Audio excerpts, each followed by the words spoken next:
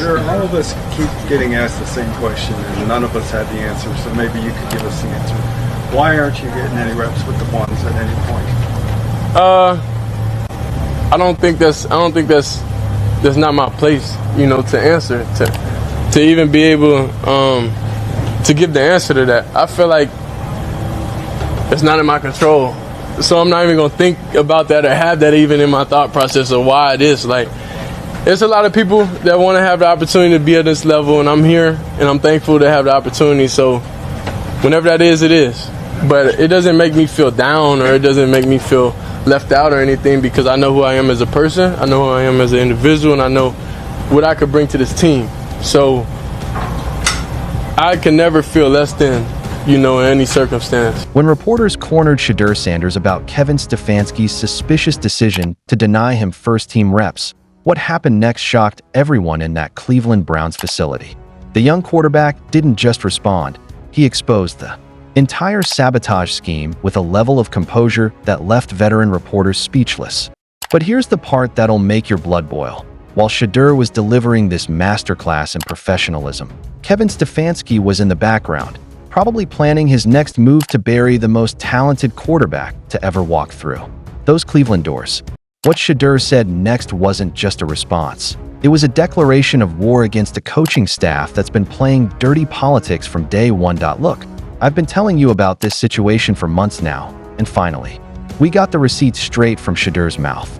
This isn't just about football anymore. This is about a systematic attempt to destroy one of the most promising quarterbacks we've seen in years. And the way Shedeur handled it? That's exactly why they're so threatened by him. You know what gets me fired up? When I see a young man with this much class, this much talent, getting disrespected by a coaching staff that wouldn't know elite quarterback play if it slapped them across the face. But Shedeur? He didn't take the bait. He didn't give them the headline they wanted. Instead, he showed them exactly why he's destined for greatness while they're destined for unemployment. The reporter came at him with that loaded question. You could hear it in his voice, fishing for drama, hoping Shedeur would snap and give them their clickbait moment. Why aren't you getting any reps with the ones? They asked, like they were doing him some kind of favor. But our guy? He handled it like the professional he's always been. Listen to what Shedeur said. I don't think that's my place to answer. I feel like it's not in my control. So I'm not even going to think about that or have that even in my thought process. That right there? That's championship mentality. That's the mindset of someone who knows his worth and isn't going to let small-minded people drag him down to their level. But here's what really happened in that moment. Shedeur just exposed Kevin Stefanski's entire game plan without even trying. Think about it. When a fifth-round rookie has to diplomatically explain why he's not getting opportunities that lesser quarterbacks are handed on a silver platter. That tells you everything you need to know about what's really going on in Cleveland. And let me tell you something about that composure Shedeur showed. That didn't come from nowhere. This young man has been dealing with doubters and haters his entire career, from high school to Jackson State to Colorado, and now in the NFL. People have been trying to break him down, and every single time, he's risen above it. Every single level, he's proven them wrong. You want to know what real leadership looks like? It's not throwing your teammates under the bus. It's not calling out coaches in public. It's saying, I know who I am as a person, I know who I am as an individual, and I know what I can bring to this team. That's exactly what Shedeur did. And that's exactly why Kevin Stefanski and the Cleveland Browns front office are terrified of him. Because here's the truth they don't want you to know. Shedeur Sanders is already the most popular player on that roster. He's already moving more merchandise than established veterans. He's already bringing more attention to the Cleveland Browns than they've had in decades. And he's doing it all while getting scraps for practice time. Now let's talk about what's really happening behind those closed doors in Cleveland. Kevin Stefanski isn't just limiting Shedeur's reps by accident. This is calculated. This is systematic. This is sabotage, plain and simple. And you know why? Because Stefanski knows that the moment Shedeur gets real opportunities, it's game over for everyone else on that depth chart. Look at this. Can't make this up. The kid is abysmal, man. What are we watching here?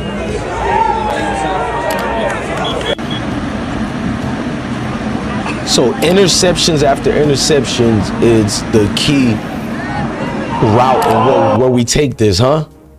This guy can't even see over his 6'8" lineman. Hell, he can't see over 6'5" linemen. How can he convert it in an actual game when he's struggling in practice, but the media is negating that part? For some reason, they don't show any of these highlights, but they'll let you know Shedeur threw an interception today, even though it came after 7 consecutive starts. He didn't have any and finally threw one. But look at Dylan. This is all through all their camps.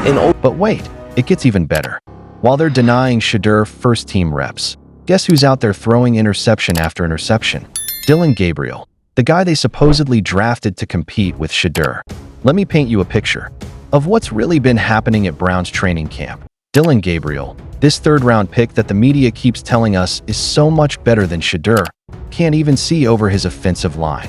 We're talking about a guy who's been throwing picks left and right, looking completely lost out there. And somehow he's getting more opportunities than a quarterback who's proven himself at every level. The highlight reel of Dillon Gabriel's camp performance reads like a comedy of errors. Interception after interception, overthrows, underthrows, missed reads. This is the guy they want you to believe deserves reps over Shedeur Sanders? This is the hill Kevin Stefanski wants to die on. And here's the kicker. Even Madden NFL, a video game, rates Dillon Gabriel at a 66 overall. A 66. That's barely above replacement level, and he was drafted 2 rounds ahead of Shedeur.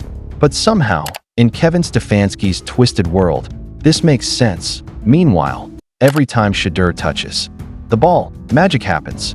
Fluid throwing mechanics, perfect pocket presence, reads that most veteran quarterbacks would struggle with. This is what elite quarterback play looks like. This is what the Cleveland Browns are choosing to ignore in favor of politics and personal agendas. You know what this reminds me of? It's like watching someone choose a bicycle when they could have a Ferrari. Except in this case, the bicycle keeps breaking down and the Ferrari is sitting in the parking lot, perfectly maintained and ready to win championships. But here's where it gets really interesting. Joe Flacco, a Super Bowl champion and one of the most respected veterans in that locker room, had nothing but praise for Shedeur. He's been great, Flacco said. He's a lot of fun to be around in those meeting rooms. That's a veteran quarterback, someone who's been in the league for over a decade, recognizing real talent when he sees it.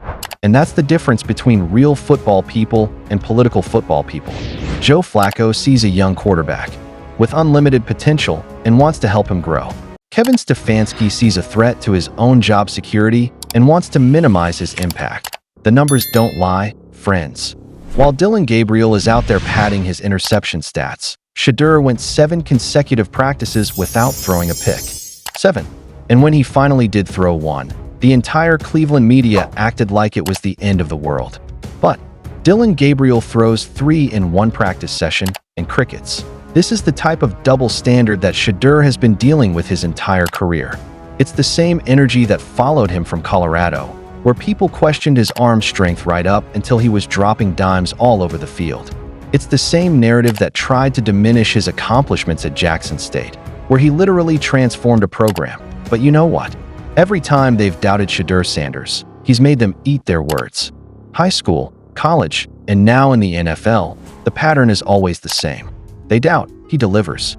They hate, he elevates. They sabotage, he succeeds anyway. And that's exactly what's going to happen in Cleveland, whether Kevin Stefanski likes it or not. Because talent always rises to the top, and Shedeur Sanders has more talent in his pinky finger than some of these other quarterbacks have in their entire bodies. The Cleveland Browns organization needs to wake up and realize what they have. They need to understand that they didn't just draft a quarterback in the 5th round. They drafted a franchise-changing superstar who's already breaking jersey sales records as a rookie. $300 million in jersey sales. As a rookie, that's not just hype, that's cultural impact. This young man isn't just a football player, he's a movement. He's bringing communities together, inspiring young people, and showing what's possible when you combine elite talent with unshakable character. And Kevin Stefanski wants to waste that because of his own insecurities and political games. But here's what Kevin Stefanski and the Cleveland Browns front office don't understand. The streets are watching. The fans know what's really going on. Social media is buzzing about the obvious sabotage. People aren't stupid, and they can see when talent is being wasted for no good reason. Jimmy Haslam, the Browns owner, never wanted Shedeur in the building in the first place. That's not speculation, that's fact. The decision to draft Shedeur came from marketing experts and business minds who recognized his value, not from football people who appreciated his talent. And that tension has been evident from day one. Andrew Berry, the general manager, is just a puppet in this whole operation. He doesn't have real control over personnel decisions. He's just carrying out orders from ownership that doesn't understand what they have in Shedeur Sanders. But you know what? None of that matters. Because pressure either bursts pipes or makes diamonds, and Shedeur Sanders has been a diamond from day one. Every level, every challenge, every obstacle, he's turned it into an opportunity to shine brighter. The same thing is going to happen in Cleveland. Whether it's this season, next season, or somewhere else down the line, Shedeur is going to get his moment. And when he does, all these doubters and saboteurs are going to be forced to acknowledge what we've known all along, that they had a generational talent right in front of them and nearly let him slip away. This is bigger than football, family. This is about recognizing excellence when you see it. This is about supporting young men who carry themselves with class and dignity in the face of adversity. This is about calling out injustice when it's happening right in front of our eyes. Shedeur Sanders didn't hold back in that interview. He just did it with more class than his critics deserved. He exposed the sabotage without stooping to their level. He showed leadership without throwing anyone under the bus. And that's exactly why he's going to succeed despite everything they're trying to do to stop him. The question isn't whether Shedeur Sanders is good enough for the Cleveland Browns. The question is whether the Cleveland Browns are good enough for Shedeur Sanders. And based on what we've seen so far, I'm not sure they are. But one thing's for certain, this story is far from over. Shedeur Sanders is just getting started, and all the politics and sabotage in the world aren't going to stop what's meant to be. What do you think? Is Kevin Stefanski really sabotaging Shedeur? Or is this just business as usual in the NFL? And more importantly, how long before Shedeur gets the opportunity he truly deserves? Let me know in the comments below, and don't forget to hit that subscribe button if you want more real talk about what's really happening in the NFL. This is always going to be bigger than football.